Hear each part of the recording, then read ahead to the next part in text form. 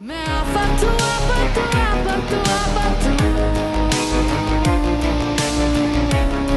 Episode 20 में वहाज अपने trip के लिए बिल्कुल पूरी तरह से तैयार होता है। तो ऐसे में शिफा उसके पास आती है। वो काफ़ी दुखी होती है, जिसके बाद वहाज उसे कंसोल कर रहा होता है और उसके बाद वो दोनों नीचे चले जाते हैं। वहीं दूसरी ओर वरीशा सो रही होती है तो वह महक उसे जगाने आती है और वो कहती है कि तुम वहाज के पास जाओ, लेकिन वरीशा उसे मना कर देती है।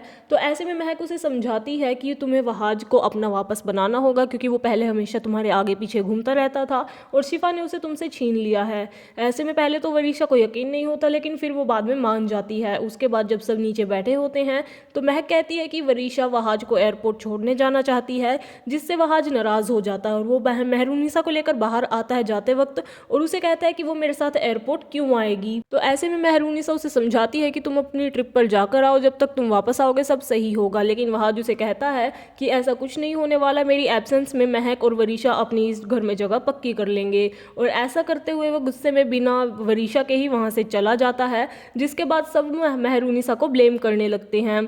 उसके बाद मुख्तार वरीशा से माफ़ी मांगता है। वो कहता है कि वहाज ने जो किया है वो बदतमीज़ी है और उसके लिए मैं माफ़ी मांगता हूँ। और वरीशा उस वक्त सबके सामने बेचारी बनने का नाटक करती है और कहती है कि मेरे पापा नहीं है इसलिए मेरे साथ ऐसा हो रहा है, और वहाँ से चली जाती हैं। वहीं गाड़ी में शिफा और वहाज के बीच भी झगड़ा हो जाता है, जहाँ पर शिफा उसे समझाने की कोशिश करती है कि तुमने बदतमीज़ी की है, लेकिन वहाज उसके साथ झगड़ा कर लेता है। उसके बाद जब वरीशा अपने रूम में बैठकर गुस्सा कर रही होती है तो महक उसे समझाने की कोशिश करती है, लेकिन वो मानती नहीं है। ऐसे में महक महमूद को फ़ोन कर देती है और उससे कहती है कि वरीशा की तबीयत ठीक नहीं है, तुम उसकी दवाइयाँ बताओ। ऐसे में महमूद उसे कहता है कि महमूद ही उसके साथ झगड़ा कर लेता है और वो कहता है कि तुम पड़ी वहाँ पर गई थी, अब तुम्हें से वरीशा संभल नहीं रही है। तो उसके बाद वो उसे कहता है कि तुम कुछ मत करो, उसके बैग में जो दवाएं हैं वो उसे दो और कुछ टाइम के लिए उसे अकेला छोड़ दो, उसके साथ बिल्कुल भी बात मत करो। दूसरी तरफ शिफा और मेहरूनिसा भी दोनों वहाज से नाराज़ होती हैं। उसके बाद शिफा वरीशा को मनाने जाती है, लेकिन वरीशा फिर भी उससे नाराज़ होती है। ऐसे में शिफा उसके सामने कॉफ़ी का ऑफर रख देती है। पहले वरीशा मना करती है, लेकिन महक के समझाने पर वो मान जाती है और वहाँ पर चली जाती है। इसी बीच मुख्तार, जब शिफा बाहर लोन में उसका वेट कर रही होती है तो मुख्तार उसके पास आता है और उसे कहता है कि तुम वहाज को समझाओ।